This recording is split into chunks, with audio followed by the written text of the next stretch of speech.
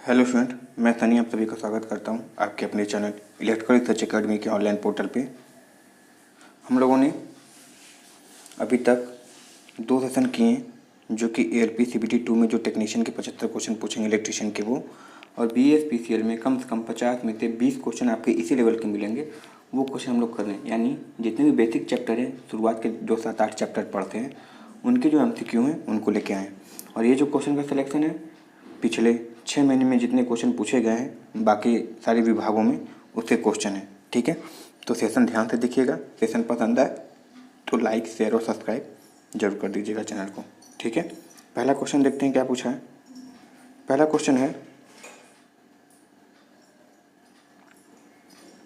कि एक 6 ध्रुव वाला 50 हर्ट्ज इंडक्शन मोटर यदि 950 RPM पे घूमता है तो उसकी स्लिप कितनी होगी, यही पूछा है। अच्छा, जब स्लिप की बात बोलता है तो हम यही जानते हैं कि स्लिप क्या होता है कि जो सिंक्रोनस स्पीड और रोटर की स्पीड में जो अंतर होता है उसी को स्लिप बोलते हैं। ठीक है, मगर ये किस में पूछ लिया है, परसेंटेज में पूछ लिया है। तो फार्मूला क्या होता है। अच्छा, हमको पता है कि 6 पोल 50 हर्ट्ज के लिए जो हमारी सिंक्रोनस स्पीड होती है यानी जो NS होती है वो कितनी होती है, 1000 RPM होती है। और रोटर चल कितने पर है, 950 पे। तो स्लिप कितनी होगी, तो सर हमारी स्लिप होगी 50 होगी। ठीक है, upon synchro NS minus NR कितनी है, यानी NS यानी सिंक्रोनस स्पीड 1000, NR कितनी 950, तो उसका अंतर कितना हो गया, 50 हो गया। अपॉन NS यानी 1000, और परसेंट में बदलना है स्लिप को तो 100 में गुणा कर देंगे। इसको काट देते हैं इससे, और यहाँ पे ये इससे कट गया, यानी जो हमारी स्लिप की वैल्यू आ रही है वो कितनी आ रही है, 5% आ रही है। स्लिप कितनी आ रही है, 5% आ रही है। तो हमारा सही आंसर क्या हो जाएगा, यहाँ पे 5% इसका सही आंसर हो जाएगा। फॉर्मूला क्या है बता देते हैं। फॉर्मूला होता है slip percentage is equal to NS minus NR upon NS, और अगर परसेंट भी निकालना है तो 100 कर देंगे। ठीक है, NS निकालने का फॉर्मूला जो कि 2 क्वेश्चन पक्का रहेंगे BSPCL में भी, वो होता है NS बराबर 120 F अपॉन P। इसको याद रखना है। ठीक है, चलो अगला क्वेश्चन देखते हैं। फिर वही क्वेश्चन है कि ये बताओ कि अगर 60 हर्ट्ज अल्टरनेटर यदि 900 RPM पे घूम रहा है तो इसमें पोल कितनी होंगी। वही फॉर्मूला लगाना है। NS कितना दिया है, NS बराबर 120 F अपॉन P की बात करेंगे। ठीक है, तो यहाँ पे देखते हैं तो हमको दिख रहा है यहाँ पे कि NS क्या निकालना है, पोल निकालना है। और यहाँ पे एक तरीके से अल्टरनेटर की RPM दे चुकी है, कितनी है 900 RPM है। 120 फ्रिक्वेंसी कितनी है, 60 हर्ट्ज है। अपॉन हमको पोल निकालनी है। अच्छा, 2 जीरो तो 2 जीरो, 2 जीरो तो 2 जीरो उड़ा देते हैं। ठीक है, तो अगर ये इसको 3 से काटते हैं तो 3 आएगा, और इसको 3 से काटते हैं तो 3 आएगा, फिर इसको 3 से काटते हैं तो हमारा 4 आएगा, यानी 4 3। कितने पोल हो जाएंगे मेरे P की वैल्यू, तो सर मेरी P की जो वैल्यू है वो हमारी निकल कर आएगी 12। ठीक है, हमारे 12 पोल की आवश्यकता होगी अगर 900 RPM चाहिए 60 हर्ट्ज पे तो। सही है, चलो अगला क्वेश्चन देखते हैं। अगला क्वेश्चन है कि 3 फेज स्टार विन्यास में यानी star connected slip ring induction slip ring वाले अल्टरनेटर हैं, तो उसमें स्लिप रिंग कितने लगेंगे। तो उसमें जो स्लिप रिंग की संख्या होती है वो कितने लगेंगे हमेशा, तो हमारे 3 स्लिप रिंग लगते हैं। याद रखना है क्या लगते हैं, 3 स्लिप रिंग लगते हैं। और स्लिप रिंग किसके बने होते हैं, तो सर वो बने होते हैं मेरे फॉस्फर ब्रांच।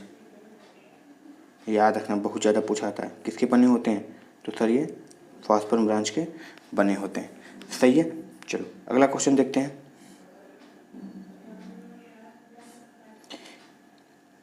इनमें से किसमें EMF AC के रूप में उत्पन्न होता है, यानी EMF generated in the AC form, यानी इनमें में से कौन से जनरेटर हैं, इनमें से इन चारों में से ऐसा कौन सा जनरेटर है जिसमें जो हमारा EMF उत्पन्न होता है वो AC के रूप में होता है। तो वो एकमात्र है हमारा क्या होता है, अल्टरनेटर जिसको बोलते हैं या फिर AC जनरेटर जिसको बोलते हैं। ठीक है। ये हमेशा आर्मेचर में क्या होता है, एसी उत्पन्न करता है। हालांकि सभी जनरेटर एसी में आर्मेचर में एसी ही उत्पन्न करते हैं, मगर डीसी जनरेटर में कम्यूटेटर की सहायता से हम क्या कर लेते हैं, उसको डीसी में बदल देते हैं। मगर अल्टरनेटर में कम्यूटेटर नहीं लगाते हैं, मतलब जो हमारा आर्मेचर में एसी बना है इसलिए पिन की सहायता से हम बाहर ले लेते हैं। ठीक है, तो याद रखना एसी जनरेटर यानी अल्टरनेटर होगा। अगला क्वेश्चन, ऐसे क्वेश्चन तो भर भर के आएंगे जी, ऐसे क्वेश्चन तो आते हैं, तुम्हारे एलपी में भी आएंगे और बीएचपीसीएल में। क्वेश्चन क्या है कि 250 वोल्ट 50 वॉट बल्ब का प्रतिरोध कितना होगा। तो ऐसे फॉर्मूले लगाने के सिंपल यही है कि सर P बराबर V²/R होते हैं। ठीक है, तो P कितना है सर, P दिया है मेरा 50 दिया है, V² यानी 250 गुणे 250 हो जाएगा, अपॉन R निकालना है। ठीक है, इसको उड़ा देते हैं, कितना आएगा, 5 बार में जाएगा। ठीक है, 5 बार में चला गया ना, 5 बार में चला गया। हमारा कितना है 250 गुणे 5, तो हमारा कितना हो गया, ये 1250 आ गए। तो हमारा 1250 R की वैल्यू यानी जो रेसिस्टेंस है हमारी कितनी हो जाएगी, रेसिस्टेंस हमारी निकल के आएगी 1250 ओम। ठीक है, याद रखना फॉर्मूला सबसे इम्पोर्टेंट है। क्या था फॉर्मूला, P बराबर V²/R। इस पर न्यूमेरिकल बहुत आते हैं। ठीक है, याद रखना इसको। चलो अगला क्वेश्चन देखते हैं। यदि पावर फैक्टर 0 है तो परिपथ के बारे में क्या कहा जा सकता है। पावर फैक्टर 0 होने का मतलब क्या होता है, पावर फैक्टर cos फाई को ही दिखाते हैं ना, यानी फाई की वैल्यू कितनी है, फाई की वैल्यू मेरी कितनी है 90 है, और 90 cos फाई होती क्या है सर, I एंड V के बीच में जो कलांतर होता है उसी को cos फाई बोलते हैं, वही मेरी पावर फैक्टर होती है।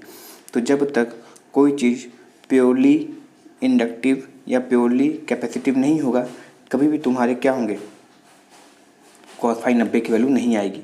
तो हम यहाँ पे कह सकते हैं कि हमारी जो ये प्योरली रिएक्टिव प्रतिकारी यानी या तो वो कैपेसिटर होगा या फिर इंडक्टर होगा। इन्हीं दो के कारण हमारी क्या हो सकती है, पावर फैक्टर 0 होती है, नहीं तो नहीं हो सकती। ठीक है, क्योंकि इनके बीच में जो कलांतर होता है, हालांकि इंडक्टर में V आगे I पीछे होता है और कैपेसिटर में I लीड करता है, V लैग करता है, मगर दोनों की पावर फैक्टर क्या होती है, 0 होती है, यानी ये भी कभी भी पावर क्षय नहीं कराते। ठीक है, चलो इसको याद रखना है। अगला क्वेश्चन देखो, आवृत्ति के कम होते जाने पर सर्किट के इंडक्टिव रिएक्टेंस पर क्या प्रभाव पड़ेगा। ठीक है, ये सब देखो तुम्हारे बेसिक का क्वेश्चन और रिलेशन क्वेश्चन है, यानी जिसको फार्मूला याद होगा वो आराम से कर ले जाएगा। देखो फार्मूला याद करने से क्या क्या चीज़ें फ़ायदा होते हैं, फार्मूला याद की डायरेक्ट पूछता है, उससे रिलेशन वाले सवाल पूछते हैं, हो जाता है, न्यूमेरिकल पूछता है, हो जाता है। ठीक है, इससे तुम्हारी क्या होती है, डायमेंशनल फार्मूला बीमा निकालने में आसानी होती है। तो एक फार्मूला याद करने से 3 से 4 टाइप के क्वेश्चन तुम्हारे बन के तैयार हो जाते हैं। ठीक है, अच्छा इसमें पूछा है कि अगर फ्रिक्वेंसी कम करें तो इंडक्टिव रिएक्टेंस पे क्या प्रभाव पड़ेगा। तो देखो इंडक्टिव रिएक्टेंस को हम दिखाते हैं वैसे एक्सेल से हैं, और फार्मूला क्या होता है 2πFL है। ये बोला है फ्रिक्वेंसी कम करना है, तो जब फ्रिक्वेंसी कम करेंगे तो हमारी जो इंडक्टिव रिएक्टेंस है यानी एक्सेल की वैल्यू वो भी कम हो जाएगी, क्योंकि एक्सेल जो है डायरेक्टली प्रोपोर्शनल टू F है। ठीक है, तो यहाँ पे हम कह सकते हैं कि इसका जो सही आंसर हो जाएगा वो होगा डिक्रीज होगा। जब फ्रिक्वेंसी डिक्रीज होगी तो एक्सेल की वैल्यू भी डिक्रीज होगी। ठीक है, चलो अगला क्वेश्चन है, ये तो सिंपल पूछ दिया, फार्मूला पूछ दिया है। तो अगर दे दिया है तो एरिया राइट एंगल ट्रायंगल का एरिया जो होता है हमको पता है क्या होता है, 1/2 बेस इंटू हाइट। बेस दे चुका है, हाइट पूछा है और एरिया दे चुका है, यानी ये दे चुका है, ये दे चुका है, एच पूछा है तो आराम से निकल जाएगा। ठीक है, ये मैथ का क्वेश्चन है बीच में, ये भी देख लो। ये भी पूछा है कि perimeter of the certain circle 25 centimetre है। ठीक है, पेरीमीटर कितनी 25 सेंटीमीटर, तो एरिया निकालना है, यानी पेरीमीटर यानी समझ रहे हो सर्कमफ्रेंस यानी परिधि की बात कर रहे हैं। परिधि अगर 25 है तो 2πr बराबर 25 निकाल लो, फिर यहाँ से तुम्हारी R की वैल्यू निकलेगी, और जब R की वैल्यू निकल जाएगी तो फिर πr² लगा दो, तुम्हारे आंसर निकल के चला आएगा। ठीक है, चलो अगला क्वेश्चन पूछा है कि जब दो पैरेलल कंडक्टर जिसमें धारा प्रवाह हो रहा है और दोनों एक ही दिशा में धारा प्रवाह करा रहे हैं, यानी इसमें भी धारा जो I1 है वो इसी दिशा में है, और इसमें जो धारा बह रहा है I2 ये भी उसी दिशा में है।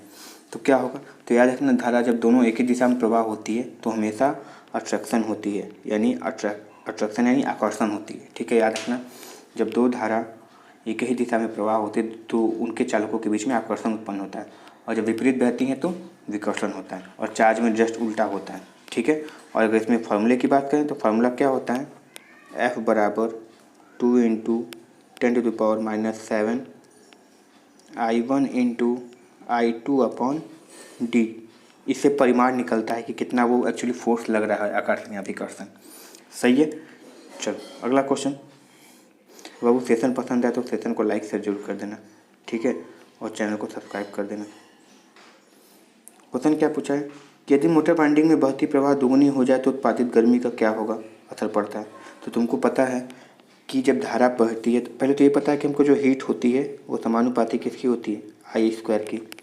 तो अगर धारा को दुगुनी कर दिया जाए तो धारा दुगुनी कर देंगे तो 2I हो जाएगा, इसका स्क्वायर करेंगे तो कितना हो जाएगा 4I², यानी कितनी हो जाएंगे ये 4 गुना हो जाएंगे। तो हमारी जो हीट होगी वो कितनी बढ़ जाएगी, हीट से मेरी बढ़ जाएगी 4 गुना, कहाँ गया 4 टाइम्स। ठीक है, इसका याद रखना 4 गुना प्रवाह बढ़ जाएगा। अगला क्वेश्चन है 52वां कि यदि किसी प्रतिरोध में वोल्टेज 10 मिलीवोल्ट है और विद्युत प्रवाह 100 माइक्रो एम्पियर है तो उसका मूल्य क्या होगा। मूल्य मतलब प्रतिरोध पूछा है तुम्हारा क्या होगा। तो हमको पता है कि R बराबर क्या होता है V/I। यहाँ V की बात करें तो V कितनी मेरी 10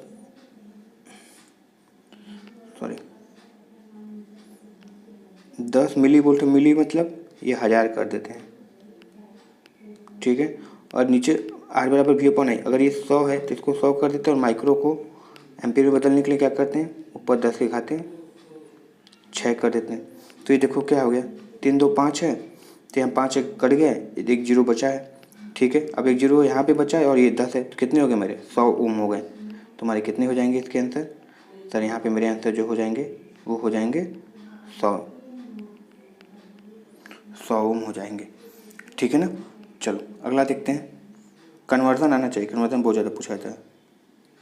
देखो तुमको कल परसों एक चीज़ बताते हैं कि जो फैरेड होता है कभी भी फैरेड किलो फैरेड में मेगा फैरेड में नहीं होता है, जब भी होता है नैनो पिको माइक्रो इसी में होता है। तो देखो वही दे चुका है, सही है। देखो क्या बोला है कि 10 नैनो फैरेड के कैपेसिटर का 1 मेगाहर्ट्ज आवृत्ति पर कैपेसिटेंस रिएक्शन क्या होगा, कैपेसिटिव रिएक्टेंस पूछा है क्या होगा। तो देखो फार्मूला सबको पता है कि Xc बराबर 1/2π। F की वैल्यू कितनी है 1 मेगाहर्ट्ज है, ठीक है, कितनी 1 मेगाहर्ट्ज है, यानी इसको लिखना चाहें ये पाई, सॉरी इसको कलर हटा देते हैं। तो Xc बराबर 1/2π। F कितना है तो मेगाहर्ट्ज में है तो यानी 10 के घाते 6 लिख देते हैं, और नैनो है, नैनो फैराड है तो यहाँ पे 10 लिख देते हैं और 10 के घाते नीचे 9 लिख देते हैं, क्योंकि 10⁻⁹ होता है ना, तो ऊपर नीचे आएगा तो प्लस हो जाएगा। अच्छा ये काट दिए यहाँ तो 1 जीरो, तो यहाँ पे कितने बचे हैं 6 एक साथ थे, तो यहाँ पे तुम्हारे 100 बच गए। ठीक है, 100 बचे हैं ना, तुम्हारे पास क्या है 2π/100 है। अच्छा एक 2 से इसको काट देते हैं तो कितना आया मेरा, ये 50 आया। तो ये 50 ऊपर चला जाएगा ना, क्योंकि देखो नीचे ये 50 ऊपर चला गया, तो 50 ऊपर चला गया और नीचे क्या बचा है मेरा, ये पाई बचा हुआ है, तो कितना आ जाएगा 50/π हो जाएगा। तो इसका सही आंसर हो जाएगा मेरा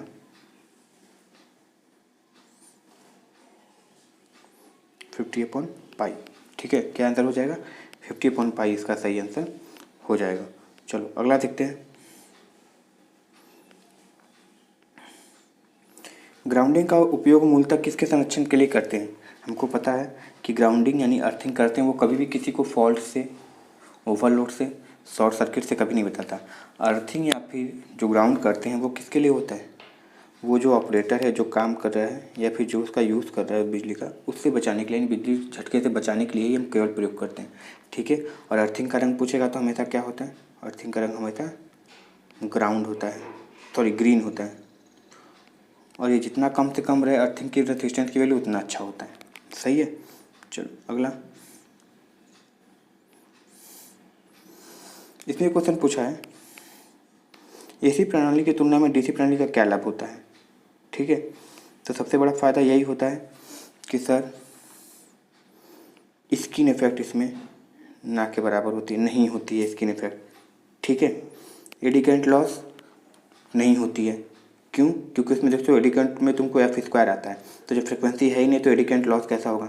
यानी ये नहीं होता और रिएक्टेंस भी नहीं होता है, क्योंकि फ्रिक्वेंसी नहीं होती तो एक्सेल वाली कहानी 1/2πfc या 2πfl वो सारी कहानी नहीं होती। तो हम ये कह सकते हैं कि सर इसमें जो होती है उपयुक्त सभी होते हैं, यही फ़ायदा है इसका। इनमें से कोई भी ऐसी चीज़ नहीं होती, यानी एक तरीके से सब लॉस है जो कि नहीं होती, तो अच्छी बात है, सही है। चलो अगला क्वेश्चन पूछा है कि the top most wire in A distribution line क्या होता है। यानी देखते होगे 1 2 3 और एक छोटी नीचे से पतली लाइन जाती है। तो पूछा कि जो ऊपर वाली होती है वो कौन सी लाइन होती है, न्यूट्रल, अर्थ, फेज या कोई भी। तो याद रखना डिस्ट्रीब्यूशन में ऊपर फेज होती है और एकदम नीचे जो होती है वो क्या होती है मेरी, न्यूट्रल होती है। मगर ये ट्रांसमिशन सिस्टम में बात करें तो ऊपर एक पतली लाइन जाती है जो कि ऐसे टावर के ऊपर ऐसे बनी होती है, ऊपर से लाइन जाती है, ये पतली होती है। तो ये हमारी क्या होती है, अर्थिंग होती है, और बाकी नीचे फेज होती है। तो याद रखना क्वेश्चन क्या पूछा है, डिस्ट्रीब्यूशन पूछा है तो ऊपर क्या होती है, फेज, और नीचे न्यूट्रल होती है। और जब ट्रांसमिशन की बात करेगा तो ऊपर क्या होती है, अर्थिंग होती है, नीचे फेज होता है। सही है, इसका जो सही आंसर हो जाएगा फिर हमारे हिसाब से वो क्या हो जाएगा सर, वो हमारी होती है फेज। ठीक है, चलो अगला क्वेश्चन। बाबू सेशन को लाइक शेयर कर देना और चैनल को सब्सक्राइब जरूर कर लेना। अगला क्वेश्चन क्या है कि electric energy is transported to long distance with high voltage lines in order to. Question ये पूछा है कि विद्युत ऊर्जा को लंबी दूरी तक पहुंचाने के लिए उच्च वोल्टेज लाइन का प्रयोग किया जाता है। स्किन इफेक्ट कम करने के लिए, लाइन लॉस कम करने के लिए, ट्रांसमिशन फॉल्ट कम करने के लिए, या केबल की लाइफ बढ़ाने के लिए। ठीक है, तो देखो हाई वोल्टेज पे करने का सबसे बड़ा फ़ायदा यही होता है कि उसमें जो लॉसेस होते हैं वो क्या होती है, कम होती है। क्योंकि वोल्टेज ज़्यादा होगा तो करंट कम होगी, करंट कम होगा तो उसमें हीट लॉस, ये फलाना ढिमकाना जो फॉल्ट वाली चांसेस हैं, लॉसेस वाली चीज़ें, वो क्या होगी, कम होगा ना। क्योंकि वोल्टेज इसीलिए करते हैं क्योंकि वोल्टेज अधिक करने से चालक की मोटाई कम होती है तो पैसा भी बचता है, किफ़ायती हो जाता है, और प्लस धारा कम होती है तो हीट भी कम होता है। ठीक है ना, चलो अगला क्वेश्चन देखते हैं। ये किसका सिंबल है ये बताओ, ये किसका सिंबल है। देखो और गेट का सिंबल तो बता देते हैं तुमको, कुछ इस तरीके से और गेट का सिंबल होता है। नॉर गेट का सिंबल यही सिंबल रहेगा, ये और गेट हो गया ना, नॉर गेट में इसमें बस आगे बबल लग जाता है, ये नॉर गेट हो जाता है। नैंड गेट की बात करें, एक्सॉर गेट की, तो एक्सॉर गेट में कुछ और नहीं होता है, बस ये ऐसे होता है, ये ऐसे, ये एक्सॉर गेट हो गया। और जब नैंड गेट की बात करते हो तो नैंड गेट तुम्हारा हो जाता है, ये डी बनाते हैं, ये तुम्हारा एंड गेट है, एंड गेट के आगे बस एक बबल लगा दिए तो ये नैंड गेट हो गया। यानी ये वाला जो डायग्राम है तुम्हारा वो किसका है, नैंड गेट का है। सही है, तो किसका डायग्राम था वो, तो सर ये मेरा है नैंड गेट का डायग्राम है। ठीक है, इसको याद रखना, ये नंद गेट है जो कि हमारा क्या है, यूनिवर्सल गेट है। चलो अगला क्वेश्चन है कि निम्नलिखित में से कौन सा अग्निशामक बिजली की आग को बुझाने के लिए इस्तेमाल नहीं किया जाता है। ठीक है, सबसे बड़ी बात, ड्राई पाउडर का यूज़ कर लो कोई दिक्कत नहीं, फोम टाइप का यूज़ कर लो कोई दिक्कत नहीं, CO2 का यूज़ कर लो कोई दिक्कत नहीं, मगर कभी भी जल का प्रयोग नहीं किया जा सकता। ठीक है, जल का प्रयोग कभी नहीं करना है। ठीक है, जल का प्रयोग बिजली वाले में नहीं क्यों करते हैं, बल्कि और तुमको खतरा ही खतरा रहेगा। ठीक है, हाँ क्लास ए वाले में करो, क्लास ए वाले में मतलब लकड़ी, कागज़, कॉटन, इन सब में करो, मगर बिजली वाले में यानी क्लास सी वाले में, सॉरी क्लास सी बोल रहे हैं, हाँ क्लास सी वाले में कभी मत करो। ठीक है, चलो अगला क्वेश्चन नंबर 60 है देखो, और ये आज का लास्ट क्वेश्चन है। तो बाबू सेशन या क्वेश्चन पसंद आए कि हाँ सर ये सब क्वेश्चन पूछे गए पिछले 6 सालों में कहीं ना कहीं एग्जामों में, तो बाबू लाइक शेयर और चैनल को सब्सक्राइब जरूर कर देना। ठीक है, सही है ना, बस यही मोटिवेशन है हम लोग के लिए। अगला क्वेश्चन है कि ऑयल फायर किस में है, ऑयल फायर किस में वर्गीकृत किया गया है, ए में, बी में या सी में। तो जो ऑयल फायर है वो हमारे किस में वर्गीकृत किया, यानी एक तरीके से तरल पदार्थ है, तो जो जितने भी तरल वाले हैं वो किस में आते हैं, क्लास बी में आते हैं। क्लास ए में तुम्हारे सारे क्या होते हैं, सारे क्लास ए में सारे सॉलिड वाले होते हैं। क्या होते हैं, सॉलिड वाले होते हैं, लकड़ी, कागज़, फलाना ढिमकाना सॉलिड वाले होते हैं। क्लास बी में सारे लिक्विड होते हैं। ठीक है, क्लास डी में गैस होते हैं, और क्लास सी में जितने भी बिजली से आग लगती है उसमें होते हैं। तो क्लास बी इसका सही आंसर हो जाएगा। ठीक है बाबू, आज का सेशन यहीं पे रखते हैं। और बाबू सेशन पसंद आए तो चैनल को लाइक शेयर और सब्सक्राइब जरूर कर देना। इसी तरह वीडियो आते रहेंगे, वीडियो देखते रहो, पढ़ते रहो। ठीक है, चलो मिलते हैं नेक्स्ट वीडियो में। Thank you very much and all the very best.